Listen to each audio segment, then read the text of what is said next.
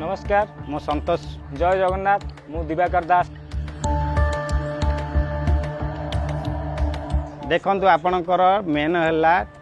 ये स्टेशन कथा कही स्टेशन आज पर्यटन 5 वर्ष है भांगी पकई देते से गोटे गाड़ी पार्किंग करने जगह ना पीवाई पानी ठोपे ना ना टॉयलेट अच्छी ना बसिया रूम अच्छी किसी ना से तो एमपी थी से जिनस हो पारानी आ कौनटा करेंगे आ कौन करेंगे आमर साई कहीं से तो बुलूना गोटे साई की किसी आसिक केतले बुलिकी जीवा करवा एत बड़ कोविड गला भल मंद गला किसी तो आसबार ना कौन करेंगे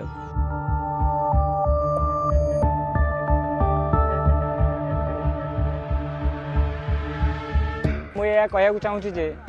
आमर सब शुणी आमर सांसद देते जे स्टेशन टाकू 5 वर्ष भितर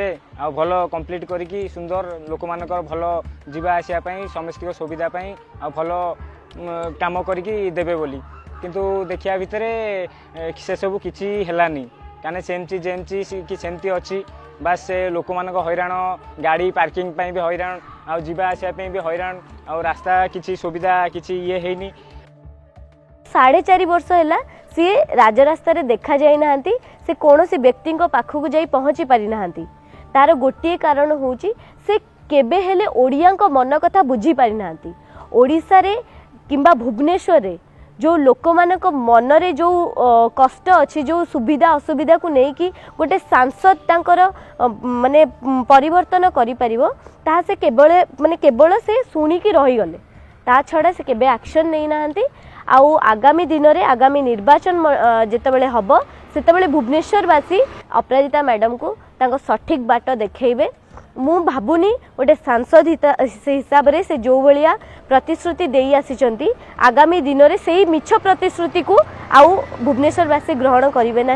एवं आगामी दिन में गोटे सठिक भाव में सठिक परिमाण रे भुवनेश्वरवासी उत्तर देते निर्वाचन भाव में भोट भाव में से जो मतदान देवे से सठिक भाव में मतदान देवे जहाँ शुणी माने 5 वर्ष पूर्व दे देते बहुत प्रतिश्रुति जे 5 वर्ष भितर सब हो स्टेशन पूरा रेडी हो रास्ता घाट कम हो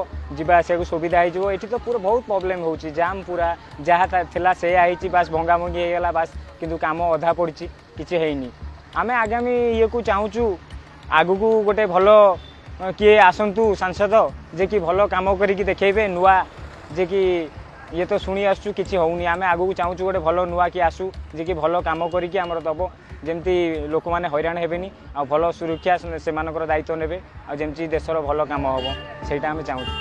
अपराजिता मैडम जहाँ प्रतिश्रुति देते किसी पालन करना गोटे रेलवे स्टेशन जोटा कि भारत सरकार एते इनकम कर भी किसी गोटे कम हो पारानी आमर नवीन बाबू देखते गोटे 2 वर्ष गोटे बस स्टाण्ड कर मेट्रो बस स्टाण्ड पूरा ठिया करदे माने एयरपोर्ट ठारू आहरी अधिक कम होती अपराजिता मैडम किसी भी कम करना जातीय राजपथ सब जाम रोचे फ्लाईओवर काम किसी हो पारानी मेट्रो सिटी कथा कहले विरोध कर जगन्नाथ प्रकल्प कथा कहले विरोध कर विरोध करार काम किंतु काम किसी ना